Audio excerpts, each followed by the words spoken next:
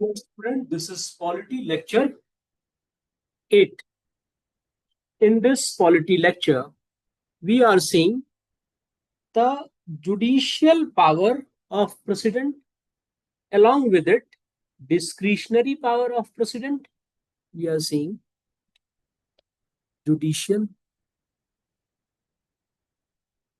power in this lecture, discretionary power,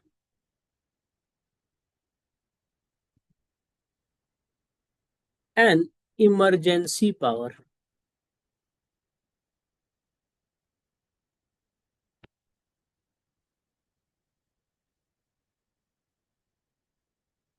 Okay, we will first cover the basic theme of these powers. Okay, which is very important as it is asked in your multiple choice questions in government examination. Plus, we will also see explanatory part,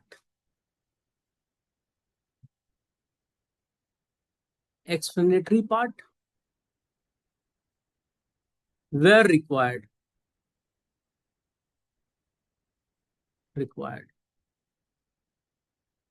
ठीक है, अब कहां कहां required है वो मैं बता दूंगा. ठीक है, तो पहले हम देखें judicial power of the president.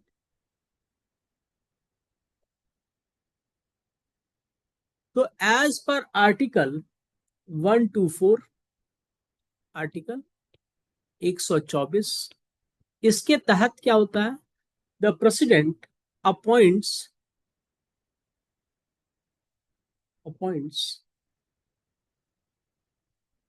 जजेस ऑफ सुप्रीम कोर्ट.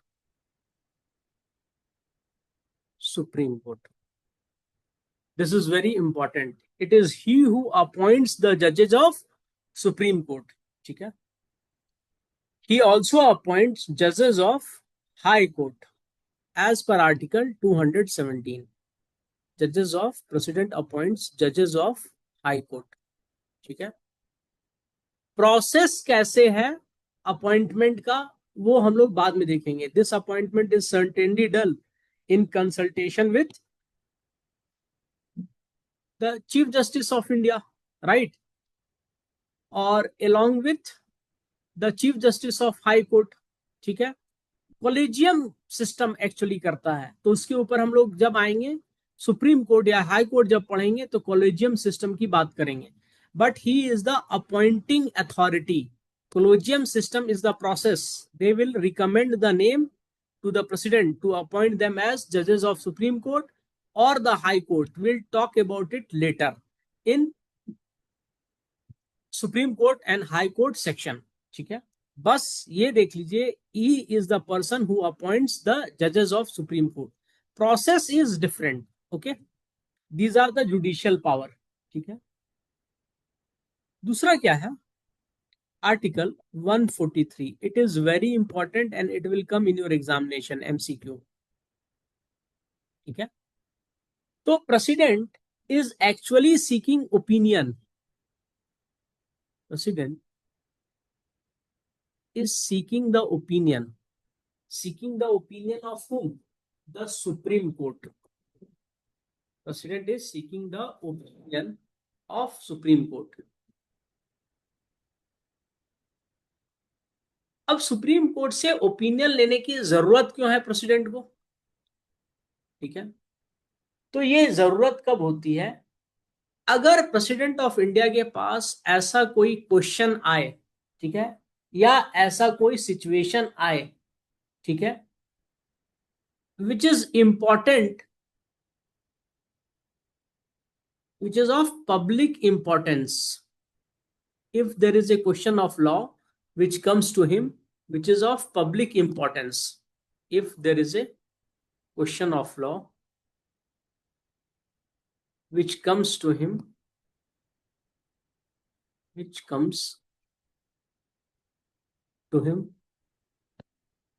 ठीक है,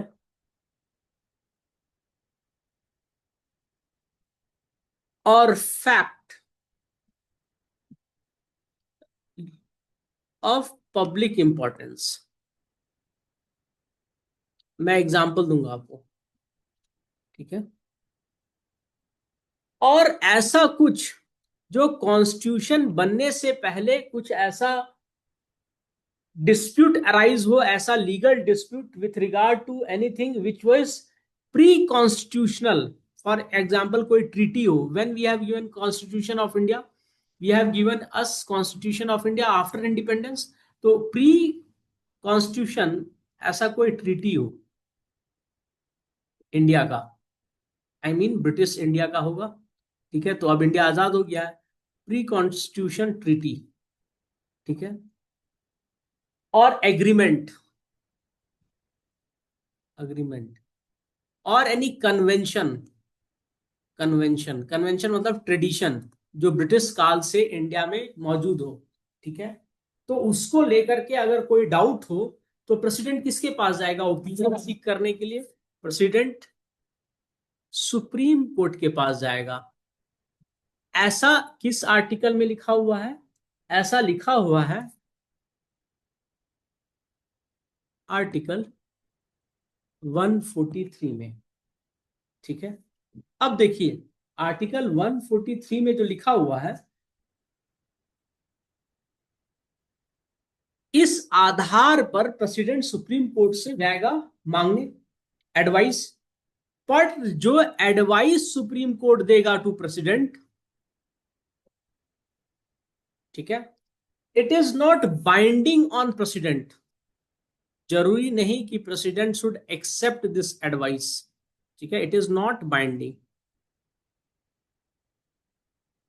ये तो हो गया आपका प्रिलिमिनरी तक।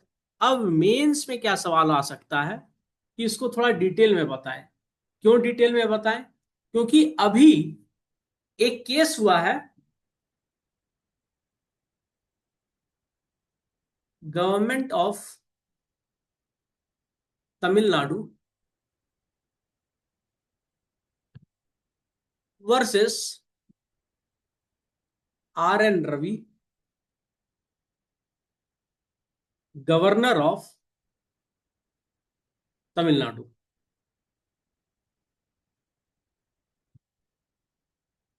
ठीक है। होता क्या था, जो तमिलनाडु की लेजिस्लेटिव असेंबली है वो कोई भी बिल पास करे अपने स्टेट सब्जेक्ट, स्टेट लिस्ट से, स्टेट लिस्ट में जो भी चीज है उसके ऊपर वो लॉ बना सकती है। कंकरेंट लिस्ट में भी वो उसके ऊपर लॉ बना सकती है अगर कोई सेंटर का लॉ नहीं है तो, ठीक है। तो बना करके पास कर देती थी। पास करने के बाद गवर्नर को एक्सेंट के लिए भेजती थी। अब गवर्नर क्या करते थे, एक्सेंट विथहोल्ड कर लेते थे, ठीक है। दूसरा क्या करते थे, he used to reserve the assent for presidential approval और प्रेसिडेंशियल कंसिडरेशन। ये है गवर्नर के पास कि वो प्रेसिडेंट के कंसर्न के अप्रूवल के लिए, कंसिडरेशन के लिए किसी भी बिल को अपने पास रोक ले, विथहेल्ड कर ले, ठीक है। और इसका टाइम पीरियड डिफाइंड नहीं है, प्रेसिडेंशियल कंसिडरेशन,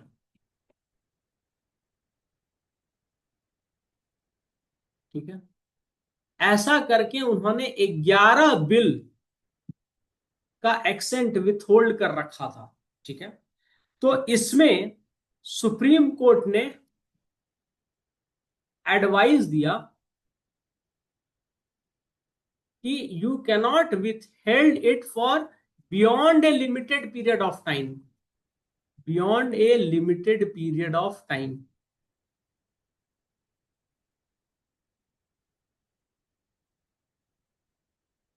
ठीक है। फर्स्ट मंथ, एक मंथ तक आप कीजिए। अगर आप उसको वापस रिकंसिडरेशन के लिए भेजते हैं, ठीक है, और फिर आता है, ठीक है, और अब अगर आप वापस इसको प्रेसिडेंट के पास भेज रहे हैं तो 1 महीने का टाइम है,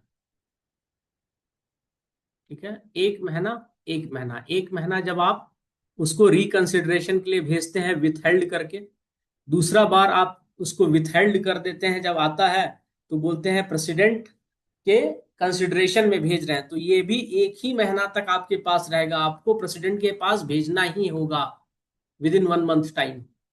ठीक है, ये टाइम डिफाइन कर दिया, not beyond A limited period of time. ठीक है, और जब डिफाइन कर दिया तो सुप्रीम कोर्ट ने बोला कि ये एडवाइस हम देंगे प्रेसिडेंट को। ठीक है, क्योंकि इस केस में प्रेसिडेंट ने मांगा था कि भाई क्या करना होगा, तो कुछ लोगों ने बोला कि सुप्रीम कोर्ट का एडवाइस जो है 143 आर्टिकल के अंदर इट इज नॉट बाइंडिंग। ठीक है, तो इसमें टू जज बेंच जो था सुप्रीम कोर्ट का, उसने बहुत बड़ा स्टेटमेंट दिया। ठीक है, उसने कहा the opinion given by supreme court is highly persuasive.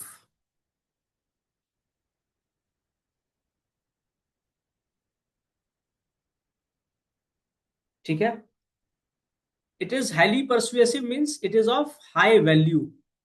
ठीक है, and should not be ordinarily rejected, should not be,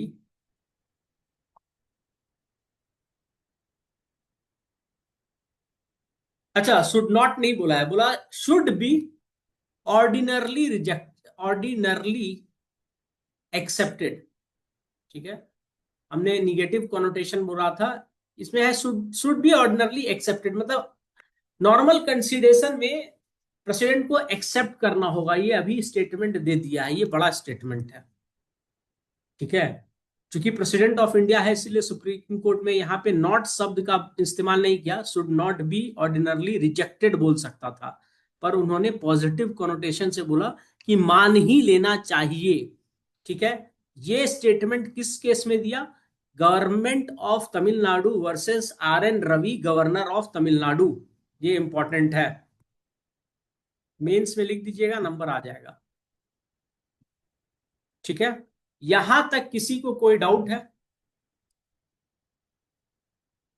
again मैं आपसे पूछता हूं, जो हमने दो पावर देखे उसमें से आर्टिकल 143 क्या कहता है, the president may seek opinion from supreme court in relation to question of law which is of public importance और with regard to any treaty, any agreement, any convention which is pre-constitution. So Supreme Court is bound to give advice to the President of India. This advice is not binding on President of India. ये आपके MCQ में ये बात 100% ऐसा ही लिखना है। ठीक है, मेंस में आप लिखिएगा कि अभी एक जजमेंट आई है with relation to government of Tamil Nadu versus governor of Tamil Nadu R.N. Ravi, in which the Supreme Court has opined that the advice given is of high persuasive value, high persuasive value, and should be ordinarily accepted. Ordinarily accepted. ठीक है, समझ में आया या नहीं आया? ठीक है, अब एक और जो इंपॉर्टेंट चीज है, आर्टिकल 72।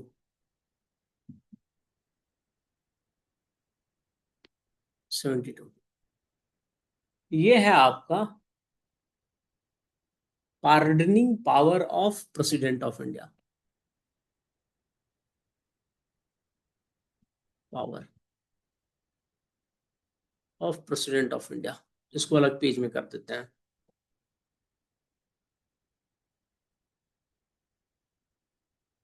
ठीक है, article 72 pardoning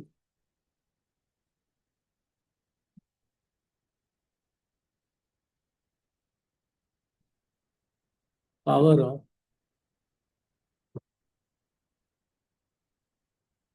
president of India.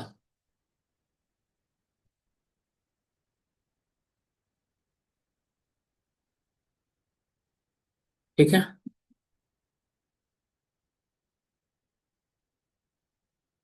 Pardoning power of president of India. ठीक है, अब इस पावर के तहत होता क्या है, देखो इस पावर के तहत होता क्या है, the president of India has power to grant, the president of India has power, has power to grant, to grant, क्या ग्रांट करना है, तो पहला है पार्डन, ठीक है, ठीक है। पार्डन में क्या होगा, the person who is a convict will be completely absolved of his punishment,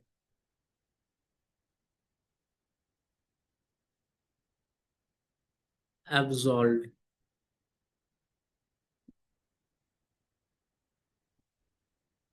of his punishment,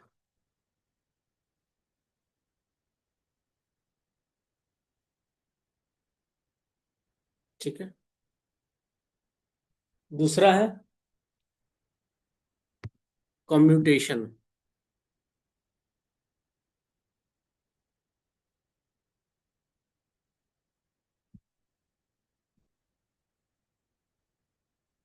ठीक है। यहां पर क्या होगा, द ओरिजिनल पनिशमेंट जो दिया गया है it will be replaced by less severe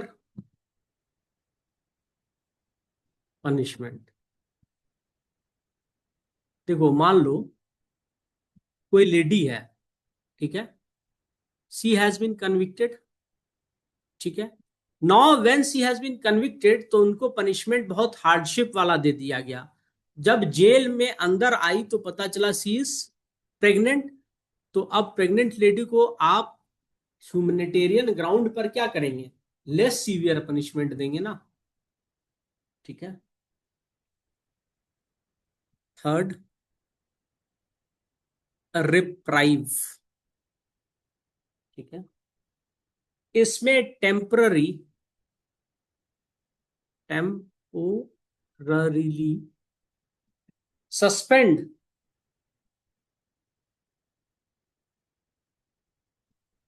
the death sentence, ये टेम्पररी है। क्यों temporary suspend the death sentence, देखो मान लो कोई ऐसा केस आया जिसमें कुछ नया, सुप्रीम कोर्ट ने कुछ जजमेंट दिया डेथ का, अब कुछ नए फैक्ट्स लाइट में आए, तो इसमें प्रेसिडेंट सस्पेंड इसलिए करता है to buy time, buy time to go through new evidence, new evidence, ठीक है। इसमें जुडिशरी न्यू एविडेंस से गो थ्रू करेगी in order to do complete justice,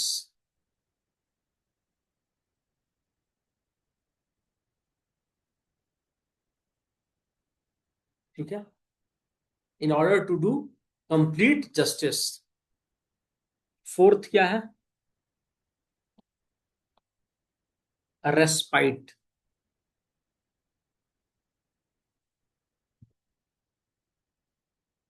ठीक है। इसमें lesser punishment on special ground,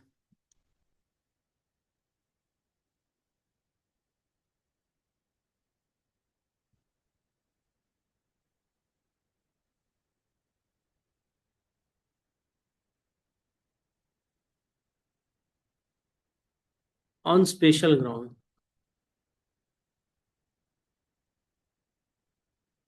देखो जो प्रेग्नेंट लेडी वाला केस है ना, वो यहां भी अप्लीकेबल है, ठीक है, ठीक है।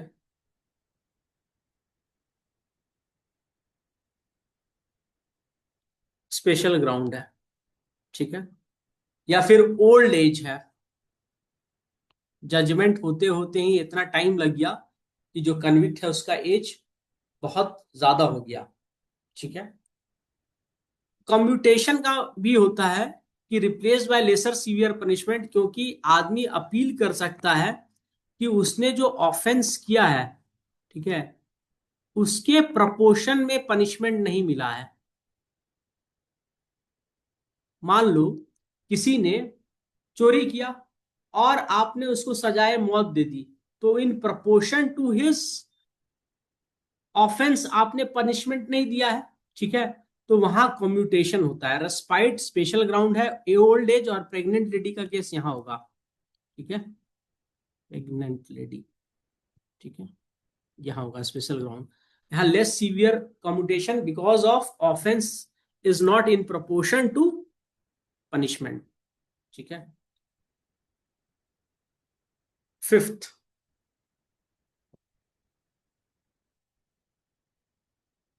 रिमीशन, ठीक है।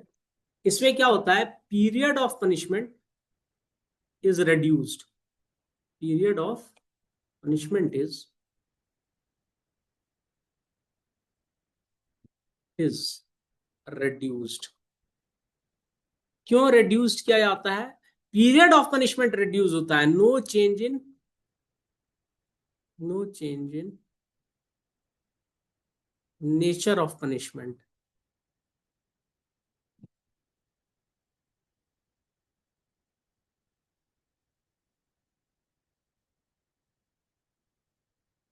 No change in nature of punishment, ठीक है।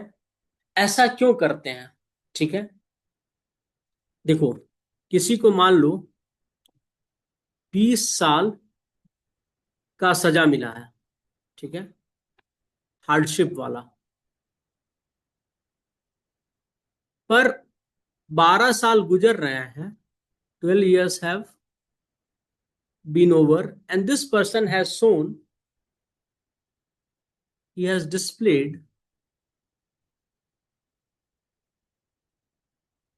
good behavior, गुड बिहेवियर, ठीक है, मतलब इसको अपने किए पे पछतावा है। He is a changed man now, he has changed.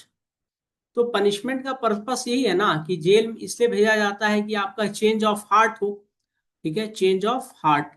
तो इसीलिए उसको बोलेगा चलो तुम 20 साल नहीं, तुम 14 साल बाद निकल जाओ, ठीक है, तो इसको रेमिशन, year the period of punishment is reduced because of good behavior,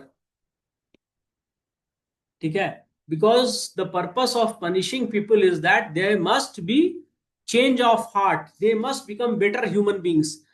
actually होता क्या है ना, जब आप जेल में जाते हैं तो वहां पर जाने के बाद आपके ऊपर जो सीनियर क्रिमिनल सब है ना जेल में बंद, सीनियर इनमेट्स, वो बहुत ज्यादा एट्रोसिटीज करता है, atrocities.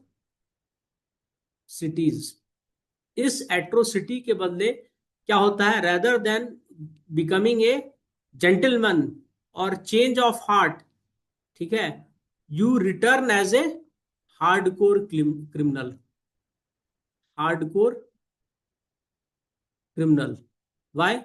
Because the prison itself has become the breeding ground of,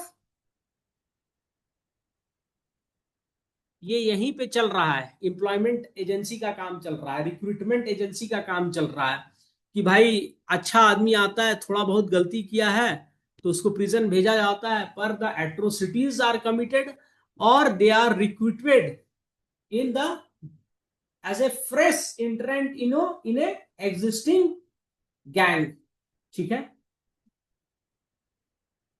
ये तो हो गया आपका जुडिशियल पावर ऑफ प्रेसिडेंट। अब डिस्क्रिशनरी पावर क्या क्या है, ठीक है, जल्दी कर लेंगे, यहाँ पे थोड़ा सा लाइट का इशू है। Discretionary power of president,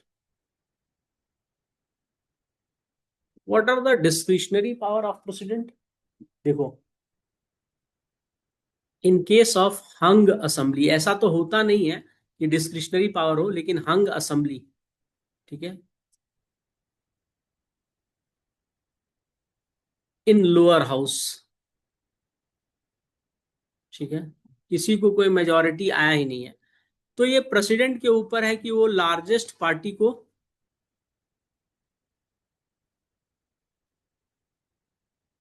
party के लीडर को ओथ दे और मिनिमम टाइम दे, मैक्सिमम नहीं, मिनिमम, मिनिमम टाइम दे to prove majority, to prove majority. क्यों? जो इलेक्शन होता है ना वो काफी एक्सपेंसिव है। ठीक है, इलेक्शन का खर्चा जो होता है गवर्नमेंट का, पूरी मशीनरी का, वो बहुत एक्सपेंसिव है। तो हर एक आदमी के ऊपर इसका बर्डन पड़ेगा, तो उससे बेहतर है कि हंग असेंबली में जो लार्जेस्ट पॉलिटिकल पार्टी हो उसके लीडर को आप अपॉर्चुनिटी दीजिए, ओथ दिलाइए और बोलिए कि आप अपना मेजोरिटी प्रूव करें at the floor of the house with in 7 to 8 days। उसे ज्यादा टाइम मत दीजिए। क्यों? उसके बाद फिर खरीद फरोख्त चलेगा। ठीक है। दूसरा,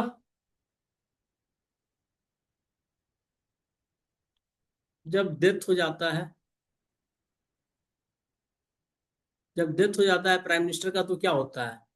can anyone tell me? Council of minister dissolve होता है या नहीं होता है? डिसॉल्व और नॉट डिसॉल्व? यस सर, होता है। देखो, जैसे डिजोल्व राजा सर। मरता है ना तो उसका कोर्टियर को कोई नहीं पूछता है, तो इट डिसॉल्व्स। तो फिर वही कंडीशन आ जाएगा, इट इज द प्रेसिडेंट, वो इनवाइट करेगा बनाने के लिए, क्योंकि काउंसिल ऑफ मिनिस्टर क्या है? Immediately next step will be taken by president. ठीक है, to invite someone to take oath, because there must be prime minister. तब यहां पर होता है वर्किंग प्राइम मिनिस्टर का कंसेप्ट, वर्किंग प्राइम मिनिस्टर। ठीक है, यहां पे Gulzari Lal Lal Nanda, Gulzari Lal Nanda, he was made working prime minister twice, death of Jawaharlal Nehru, death of Lal Bahadur Shastri. In both the cases he was made working prime minister of India। ठीक है, pocket veto, इसमें तो इसके पास है, ऑर्डनरी बिल को pocket में डाल के भूल जाएगा। ठीक है, जैसे एक आया था प्रतिभा साहेब पाटिल के समय, कि उनके समय एक कोई केस आया जिसमें पार्डनिंग था। ठीक है, और गवर्नमेंट का कहना था कि पार्डन मत करो, ठीक है, इस आदमी को फांसी लगने दो। तो प्रतिभा साहिब पाटिल क्या थी? She is a lady and she was a religious lady. तो बोली कि हम किसी के मरने का अपने ऊपर क्यों लेंगे, तो उन्होंने पॉकेट वीटो में डाल दिया उसका, कि अब जो अगला प्रेसिडेंट आएगा वो डिसीजन ले। ठीक है, तो पॉकेट वीटो है, डिस्क्रिशनरी पावर है। ठीक है, फिर क्या है? ऑर्डनरी बिल को रिकंसिडरेशन के लिए तो भेज ही सकते हैं ना।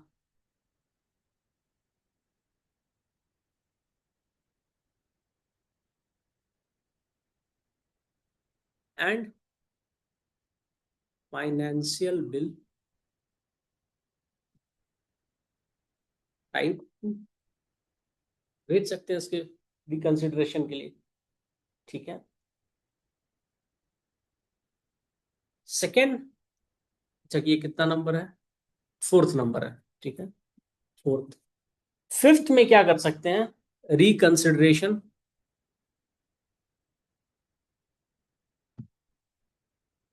Of an advice tendered bye council of minister.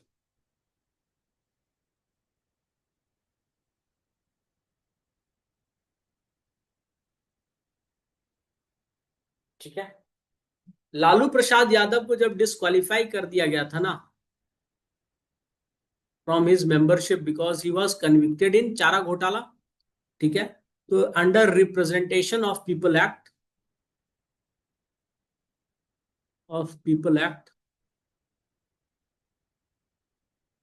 ठीक है, under representation of people act he was disqualified, ठीक है, to remain as member of parliament.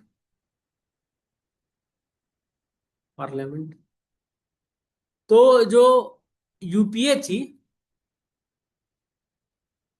उसने ऑर्डिनेंस जारी करना का कोशिश किया,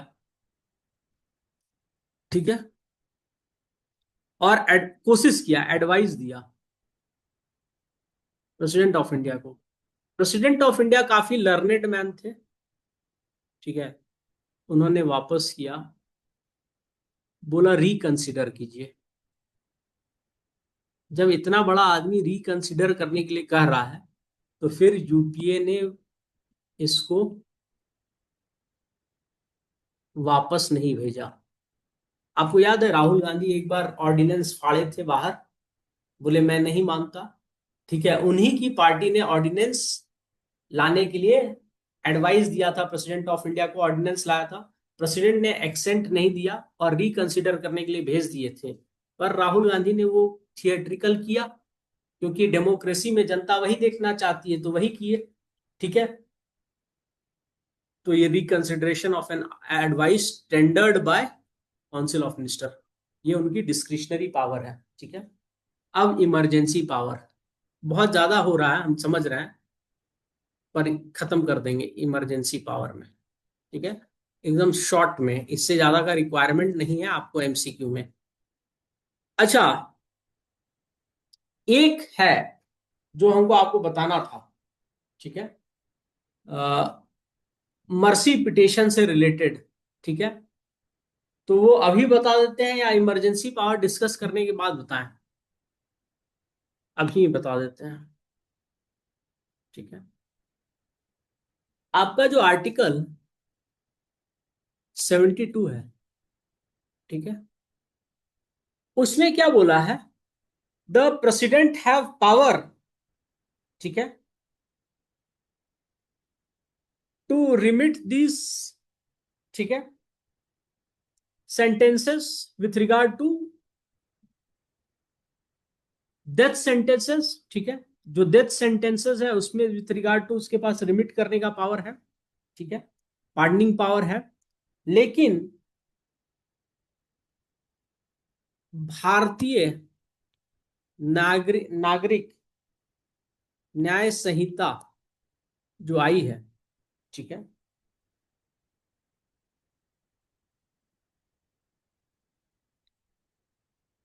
आपको पता है कि प्रेसिडेंट ऑफ इंडिया जो भी काम करेगा उसमें उसको एडवाइस लेना है काउंसिल ऑफ मिनिस्टर से, ठीक है, पार्डनिंग पावर में भी यही होता है, ठीक है, उसको एडवाइस लेना पड़ता है प्रेसिडेंट ऑफ इंडिया को काउंसिल ऑफ मिनिस्टर से। ये सुप्रीम कोर्ट ने बोला था मारू Ram versus union of India, ठीक है, एक केस आया था 1900 1981 में, ठीक है, बोला कि आपको पार्डनिंग में भी एडवाइस लेना होगा, पर जो भारतीय न्याय संहिता आई है बीएनएसएस, ठीक है, इसमें ऐसा कोई प्रोविजन नहीं है, there is no such provision, ठीक है। तो एक डिस्क्रिशनरी पावर आर्टिकल 72 भी हो सकता है इन फ्यूचर, ऐसा कोई ऐसा केस आए और प्रेसिडेंट उस समय एडवाइस लेने जाए तो हो सकता है सुप्रीम कोर्ट इंटरफेयर करे और बोले नहीं, आपको भारतीय न्याय संहिता के प्रोविजन भले ना हो पर this is violating the basic structure, तो इन फ्यूचर आ सकता है। दूसरा आपको ये भी क्वेश्चन हो सकता है व्हाट इज मारू Ram versus union of India, तो इसमें जो pardoning power president of India will exercise, he will exercise as per the advice of government, as per the advice of prime minister of india along with council of ministers। बोलने के लिए advice prime minister of India है, लेकिन council of minister का क्या है, उसमें collective responsibility है, ठीक है, सुप्रीम कोर्ट बोल दिया है कि सिर्फ काउंसिल ऑफ प्राइम मिनिस्टर से एडवाइस नहीं लेना होगा, आपको लिखा हुआ मिलना चाहिए काउंसिल ऑफ मिनिस्टर से, सबका हस्ताक्षर होना चाहिए, क्योंकि इनकी कलेक्टिव रिस्पॉन्सिबिलिटी है। ठीक है, अब आइए इमरजेंसी प्रोविजंस, जल्दी में खत्म कर दूंगा इसको, टेंशन मत लो, जितना जरूरत है उतना ही पढ़ाऊंगा। ठीक है, देखो इसमें है आपका national emergency,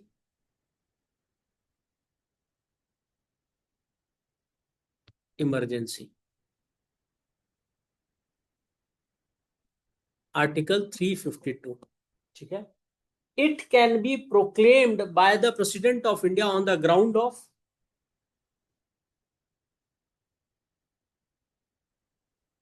threat to the security of India, threat to security,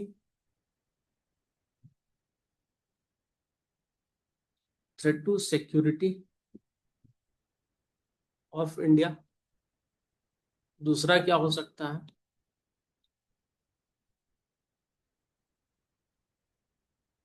war और एक्सटर्नल एग्रेशन।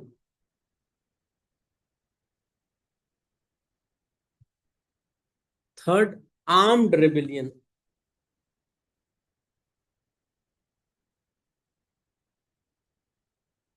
ठीक है, national emergency can be declared only on three count, threat to the security of India, war और एक्सटर्नल एक्सप्रेशन, आर्म्ड रेबिलियन। रट लीजिए, question यही आएगा, MCQ.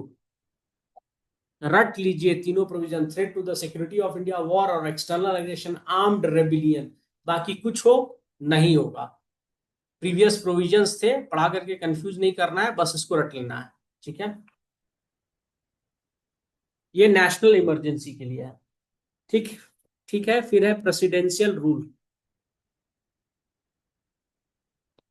Rule.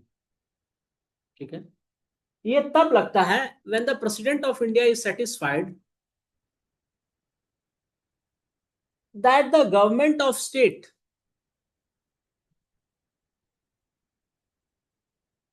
of state cannot cannot be carried out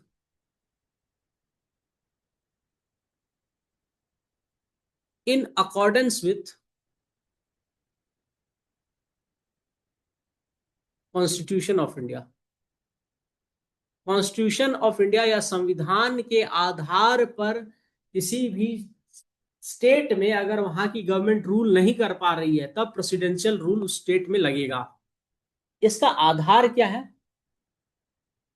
failure of constitutional machinery.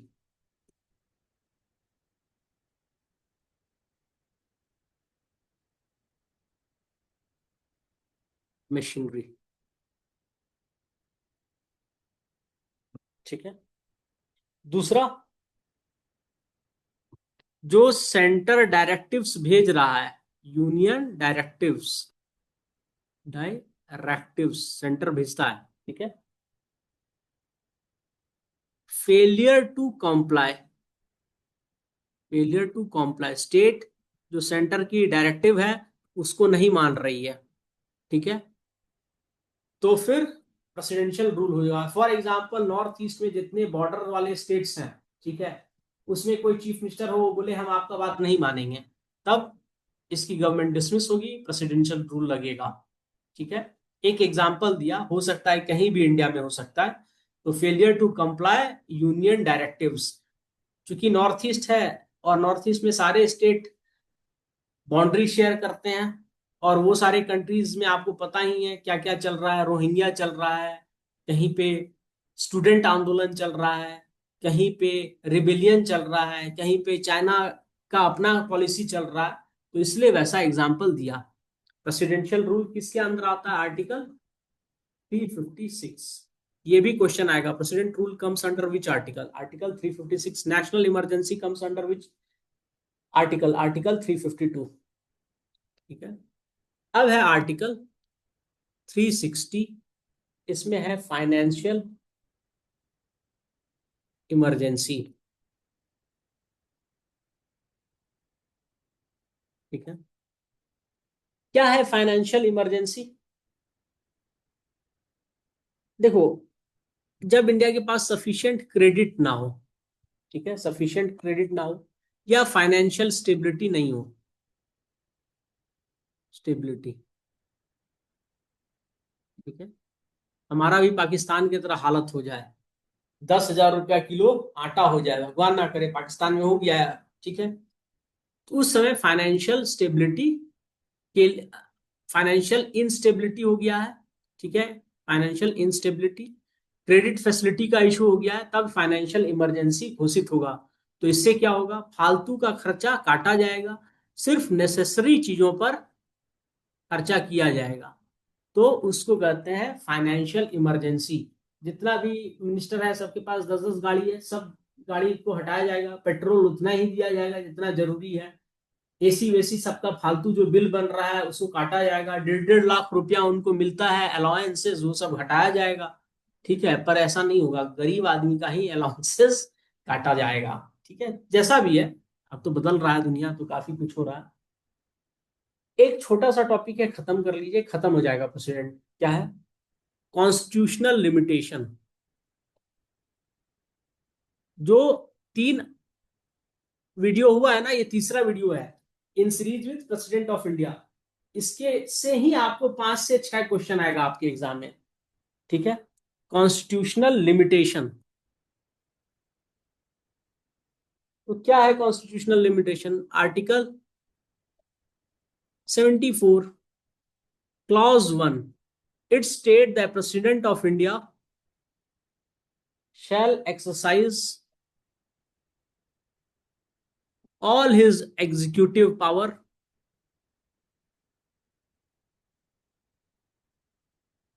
as per advice of council of minister headed by the prime minister,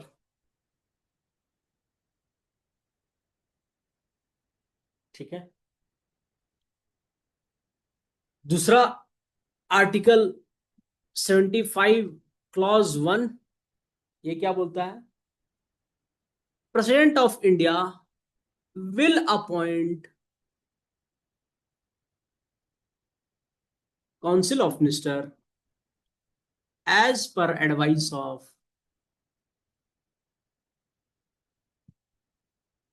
prime minister, अपने मन से नहीं appoint कर सकते हैं, प्राइम मिनिस्टर के एडवाइस से ही करेंगे,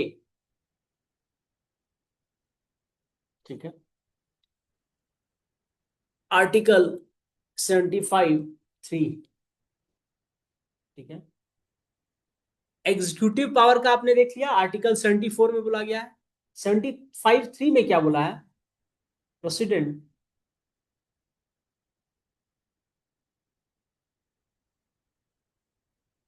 is bound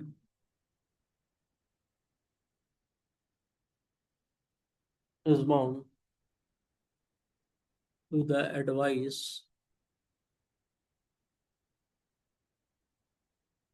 of council of minister as long as they command a majority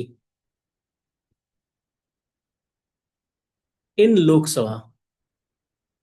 मान लो अभी कोई बीजेपी में 2/3 मेंबर को लेकर के बीजेपी पार्टी से बाहर निकल जाए, तो प्राइम मिनिस्टर मोदी जी जाके एडवाइस देंगे तो नहीं मानेंगे, प्रेसिडेंट एडवाइस, उनके खिलाफ नो कॉन्फिडेंस मोशन पास हो जाए, सरकार गिर जाए, तो प्रेसिडेंट मोदी के पास जाएंगे, प्रेसिडेंट के पास मोदी जी जाएंगे और एडवाइस देंगे, नहीं मानेंगे, उस समय Modi ji will only be care taking prime minister until the next vacancy is filled, ठीक है।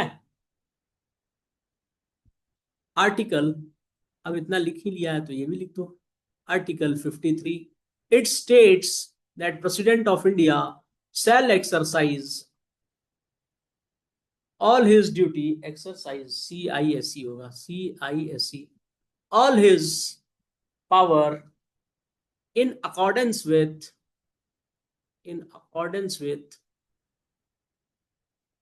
Constitution of India,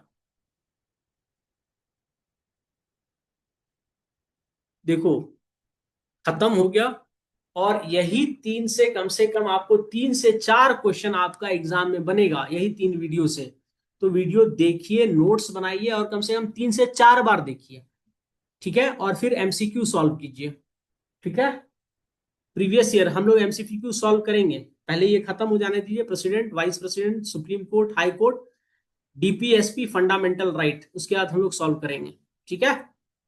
any doubt let me know.